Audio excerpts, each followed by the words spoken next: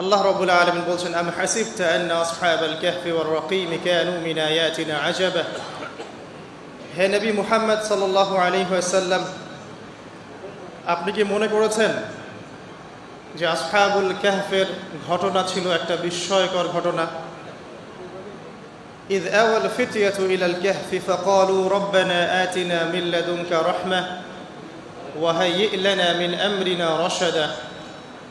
যখন গুহায় আশ্রয় নেয়া কিছু যুবক আল্লাহর কাছে দোয়া করেছিল, কি দোয়া করেছিল? রব্বানা, হে আমাদের প্রতিপালক, আতিনা মিন লাদুনকা রাহমা, আমাদেরকে আপনার পক্ষ থেকে রহমত দান করুন। ওয়াহাইয়্ লানা মিন আমরিনা রশাদা, এবং আপনার পক্ষ থেকে আমাদের সমস্ত কাজগুলোকে আপনি গুছিয়ে দিন। সুবহানাল্লাহ। আজকে থেকে 1000 বছর আগে দাকিয়ানুস বাদশার একটা সভ্যতা ছিল। এই বাদশা ছিল তৎকালীন সময়কার একজন জালেম শাসক।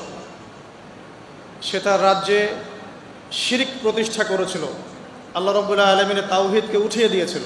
তৎকালীন সময়কার যে নবী আলাইহিস সালাম, তার সুন্নাহকে উঠিয়ে দিয়ে নিজের মন গড়া আদর্শ বাস্তবায়ন করেছিল দাকিয়ানুস বাদশা। তো সেই বাদশার অধীনে থাকা 8 জন বা 9 জন উচ্চ পদস্থ কর্মকর্তার সন্তানকে আল্লাহ পাক হেদায়েত দান করেন,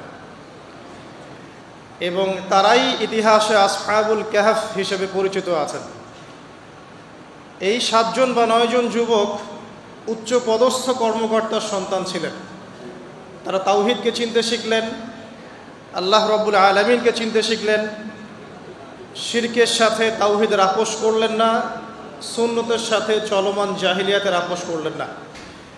এর ফলশ্রুতিতে তাদের উপর নির্যাতন নেমে আসলো। রাজা তাদেরকে 3 দিন সময় দিলেন। 3 দিনের মধ্যে যদি তোমরা তোমাদের ধর্ম ত্যাগ না করেছ, তাহলে তোমাদেরকে মৃত্যুদণ্ড দেওয়া হবে। তো সেই 7 জন বা 9 জন যুবক ওই রাষ্ট্রের মধ্যে কোনো অরাজকতা সৃষ্টি করলো না, বরং তারা সাইলেন্টলি সেই রাষ্ট্র থেকে চলে গেল। সেই ফিতনাপূর্ণ জাহেলি পরিবেশ থেকে নিজেরা আস্তে করে সরে গেল, সেখানে কোনো রকম ফাসাদ সৃষ্টি করলো না। যাওয়ার সময় তারা একটা কুকুরকে সাথে নিয়েছিল, যেই কুকুর বছরের পর বছর তাদেরকে পাহারা দিয়েছে গুহার মধ্যে। চলতি পথে একটা গুহায় তার আশ্রয় নিয়েছিল, যে গুহার মধ্যে তারা ঘুমিয়ে পড়ে, এবং আল্লাহ রাব্বুল আলামিন 309 বছর পর তাদের ঘুম ভাঙান। 309 বছর পর যখন ঘুম ভাঙল, তারা ক্ষুধার্ত ছিলেন, একে অপরকে জিজ্ঞাসা করছিলেন যে কেম লাবিসতুম, তোমরা কতদিন ঘুমিয়েছ? একজন বলছিল লাবিসনা ইয়াওমান আও বা'দা ইয়াওম, আমরা হয় একদিন ঘুমিয়েছি বা একদিনের কিছু অংশ ঘুমিয়েছি। যাই হোক, তারা ক্ষুধার্ত ছিলেন, তাদের পকেটের মধ্যে কিছু মুদ্রা ছিল, আর সেই মুদ্রা বর্তমান সময়ে চলমান মুদ্রার মতো ছিল না। বর্তমান সময়ে যে চলমান যে মুদ্রাগুলো আছে, যেখানে গোল্ড এবং সিলভারের কোনো অনুপ্রবেশ নাই, যদিও বা কোরআন এবং সুন্নায় গোল্ড এবং সিলভারের কয়েনের কথা আছে, তবে পশ্চিমা সভ্যতা এটাকে হারাম করে দিয়েছে। আর পশ্চিমা সভ্যতা কোনো কিছুকে হারাম করে দিলে সেটা সারা বিশ্বেই হারাম হয়ে যায়, আর পশ্চিমা সভ্যতা কোনো কিছুকে হালাল করে দিলে সারা বিশ্বেই সেটা হালাল হয়ে যায়। পশ্চিমারা যদি বলে পর্দা হারাম, বিশ্ববাসী বলবে হারাম হারাম। তারা যদি বলে পর্নোগ্রাফি জেনা হালাল, সবাই বলবে হালাল হালাল। এখন মানুষ আল্লাহর ইবাদতের চেয়ে পশ্চিমাদের ইবাদত বেশি করে। আর এটা বলে রাখি, সূরা তাওবার 31 নম্বর আয়াতে আল্লাহ পাক বলেছেন, কেউ যদি আল্লাহ পাকের হালালকে হারাম করে নেয় আর আল্লাহ পাকের হারামকে হালাল করে নেয়, এটাকে আল্লাহ পাক কুফরি এবং শিরক বলেছেন। তো দাকিয়ানুস বাদশার যুগটাও ঠিক এমনই ছিল। তো তারা যখন সেই মুদ্রাগুলো নিয়ে বাজারে গেল খাবার কেনার জন্যে, তখন তাদেরকে অ্যারেস্ট করা হলো। কি অভিযোগে?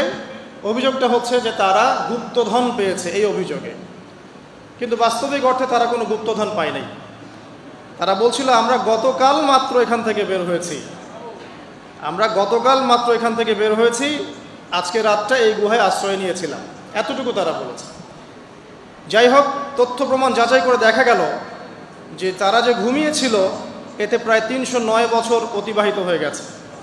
এবং এখন যে বাদশাহ ক্ষমতায় আছে সে আলহামদুলিল্লাহ একজন তাওহীদপন্থী মানুষ।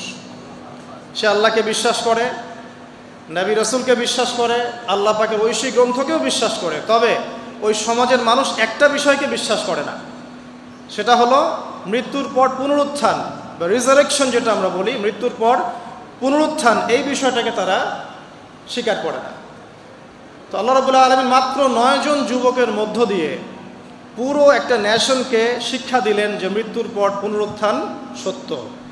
যে আল্লাহ রাব্বুল আলামিন 309 বছর ঘুম পাড়িয়ে রেখে জীবিত করতে পারেন, নিঃসন্দেহে সে আল্লাহ রাব্বুল আলামিন লক্ষ কোটি মানুষকে 1000 বছর পরেও জীবিত করতে পারবেন ইনশাআল্লাহ। এতে করে ওই পুরো সমাজটাই তাওহীদপন্থী হয়ে গেল আলহামদুলিল্লাহ। এই হলো আসহাবুল কাহফের ঘটনা, খুব সংক্ষিপ্ত করে বললাম। এই আসহাবুল কাহফ তারা কিন্তু খুব উচ্চ পদস্থ কর্মকর্তার সন্তান ছিলেন এবং তারা ছিলেন যুবক। তারা কেউ কাউকে চিনতেন না, কিন্তু আল্লাহ পাক তাদের মধ্যে একটা হৃদয়ের বন্ধন দিয়ে দিয়েছিলেন। এবং তারা ওই রাষ্ট্রে কোনো ফাসাদ সৃষ্টি করেন নাই, কোনো অরাজকতা সৃষ্টি করে নাই, তারা ভাঙচুর করে নাই, তারা হরতাল করে নাই, অবরোধ করে নাই, কিচ্ছু করে নাই। তারা তাওহীদের দাওয়াত দিয়েছে, মানুষ কবুল করে নাই, তাদেরকে আলটিমেটাম দেওয়া হয়েছে, দিন পরিবর্তন করো, না হলে তোমাদেরকে মৃত্যুদণ্ড দেওয়া হবে। তারা আস্তে করে সেখান থেকে চলে গিয়েছে, জাহেলিয়াত থেকে টোটালি ডিসকানেক্ট হয়ে গেছে। এরপরে আল্লাহ পাক তাদেরকে এমন একটা ঘটনা ঘটালেন যাতে করে পুরো একটা সভ্যতা হেদায়েত পেয়ে গেল আলহামদুলিল্লাহ।